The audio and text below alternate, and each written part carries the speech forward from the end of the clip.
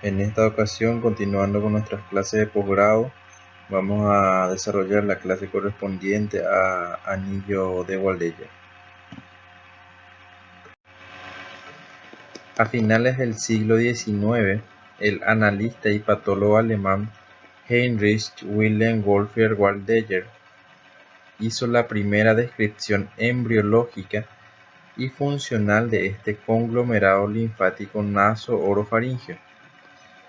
Dado el componente faríngeo y su característica distribución, su fisiología está relacionada con la función inmunocompetente de la porción más cefálica del tracto aerodigestivo, estableciéndose así una auténtica barrera física frente a antígenos externos. Primeramente vamos a hablar de la amígdala palatina, que se considera el componente linfoide de mayor tamaño que constituye el anillo Waldeyer, sobre todo hasta los 10 años de edad. Es a partir de esta edad cuando comienza su reducción de tamaño, siendo aún más significativa llegada a los 20 años de edad, conociéndose este proceso como involución fisiológica.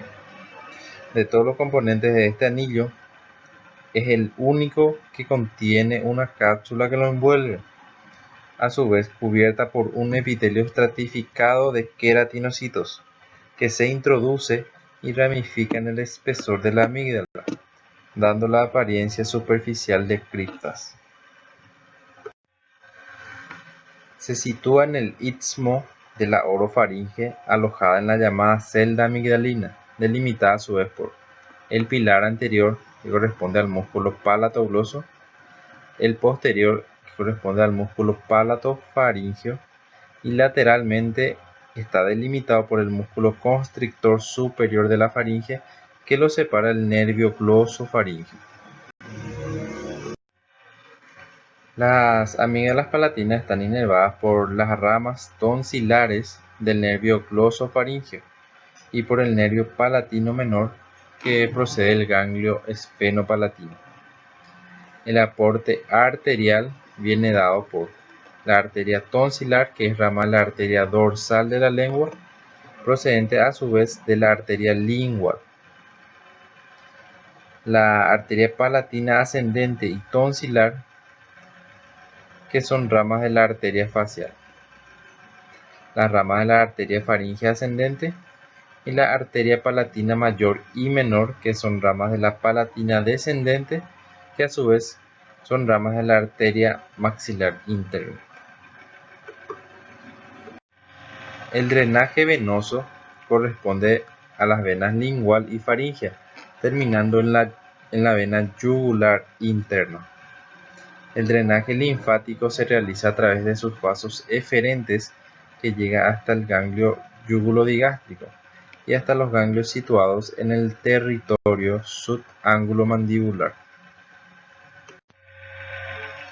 El segundo componente a desarrollar es la amígdala faríngea, que también la conocemos como adenoides.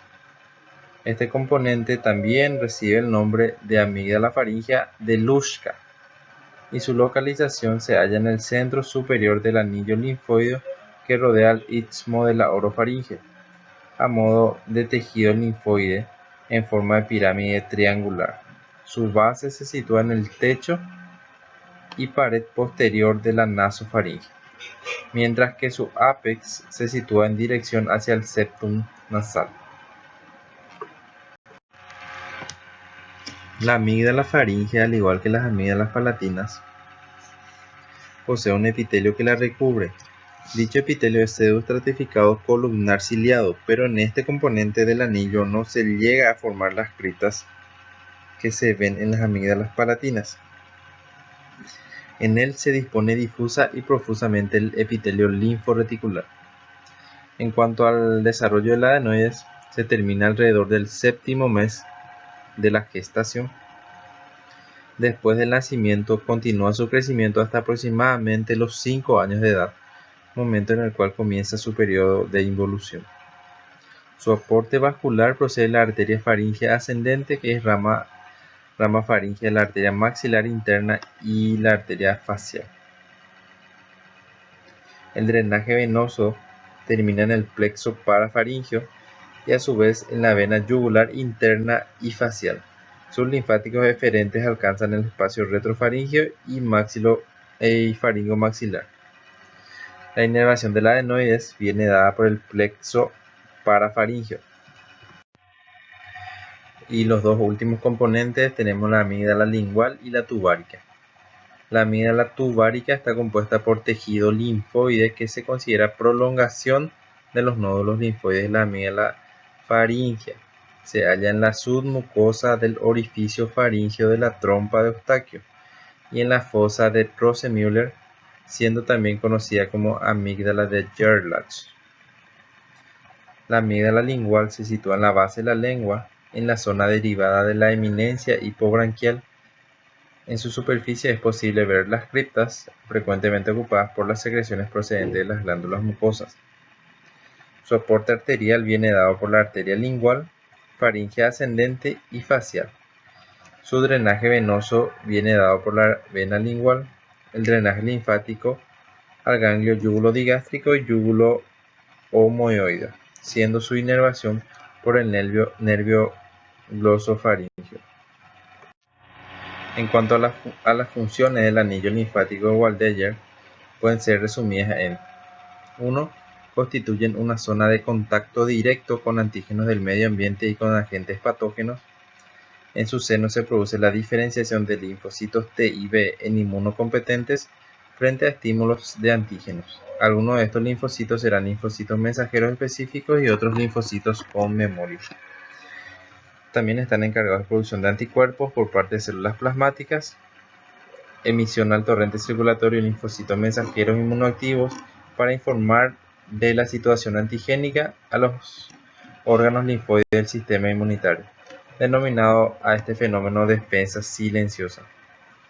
También emisión de linfocitos con inmunidad recién activada hacia la cavidad oral digestiva, dándose así una emigración linfocitaria para dar lugar a un fenómeno de simbiosis linfoepitelial. Ahora hablaremos un poco de la patología adenoamigdalar y su repercusión funcional.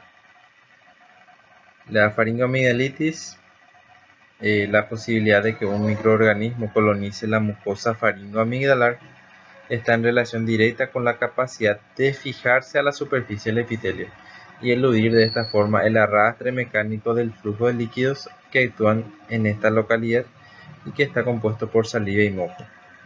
Solo colonizan los microorganismos que se adhieren, por lo tanto es el epitelio críptico el más propicio para que se lleve a cabo la infección, más que en el resto de la faringe. Durante la infancia, los cuadros de faringoamigdalitis son más frecuentes por encontrarse el niño en un periodo de adaptación inmunológica al medio. Los cuadros recidivantes, en teoría, indican una falta de capacidad para adaptarse al entorno, debido a un retraso o una pobre respuesta de los mecanismos de defensa y una progresiva incapacidad de las amígdalas para cumplir su función defensiva. Cuando las faringoamigdalitis son repetitivas, su patogenicidad como fuente de disfunción bacteriana y tóxica prevalece sobre su función inmunitaria.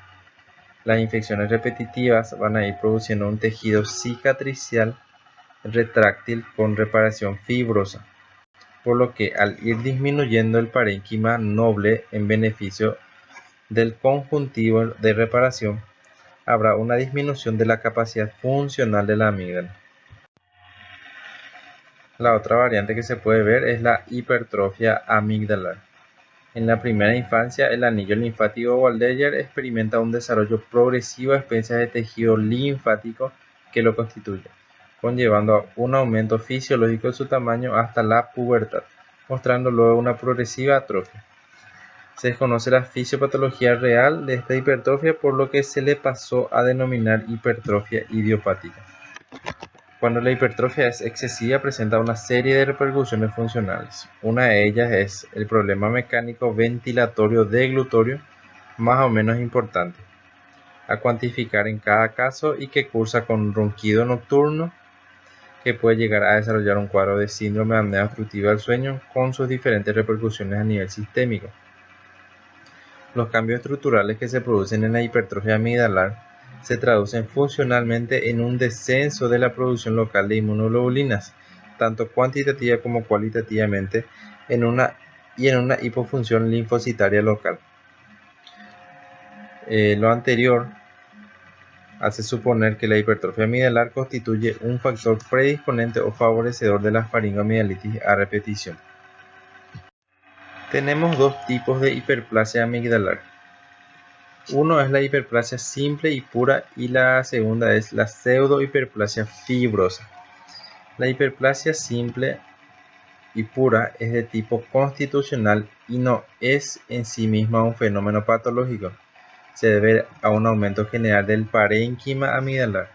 Se produce un aumento de la actividad celular en los folículos linfoides, diferente del fenómeno inflamatorio de la amígdala, en el que la hipertrofia se produce en el estroma del tejido conjuntivo. En este tipo de hiperplasia hay un gran desarrollo de los folículos y de todo el sistema críptico que se hipertrofia.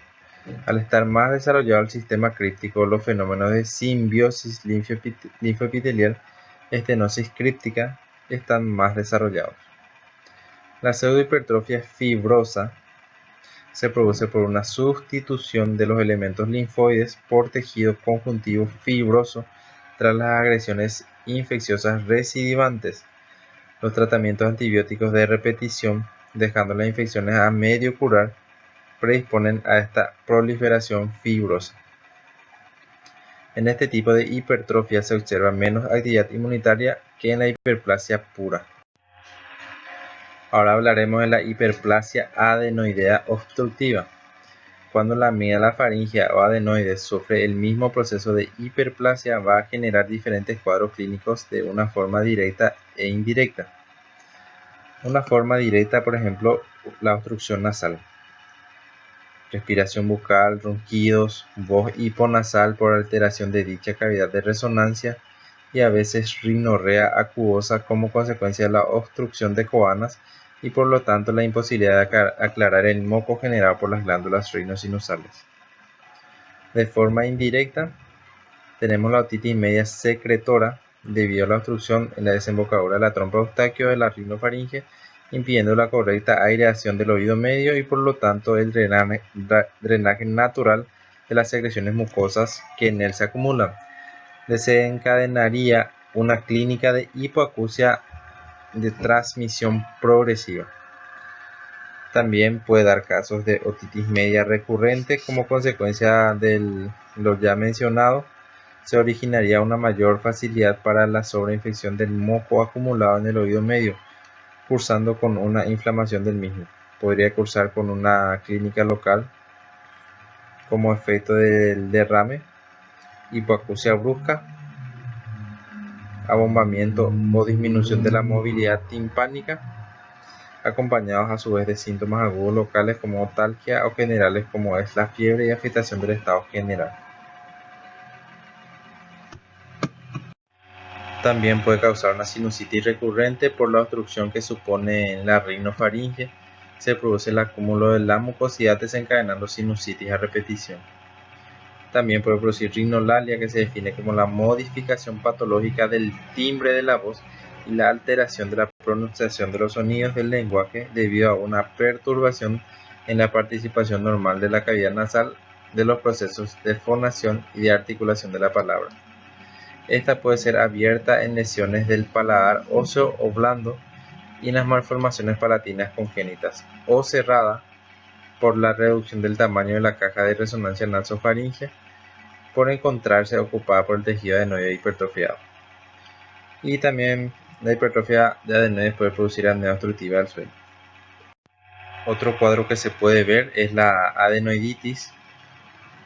Cuando los procesos infecciosos quedan acantonados en las adenoides, se produce un cuadro clínico infrecuente que se caracteriza por fiebre, rinorrea purulenta y obstrucción nasal.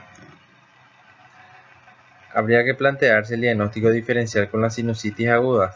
A su vez, la adenoiditis de repetición puede desembocar a una hipertrofia adenoidea obstructiva por el acúmulo de tejido fibroso con la correspondiente afectación a regiones vecinas. Y por último, la hipertrofia de amígdala lingual produce un problema mecánico con sensación de cuerpo extraño, opresión e incluso dificultad respiratoria por rechazo de la epiglotis hacia atrás, tos refleja y en ocasiones alteraciones en la fonación.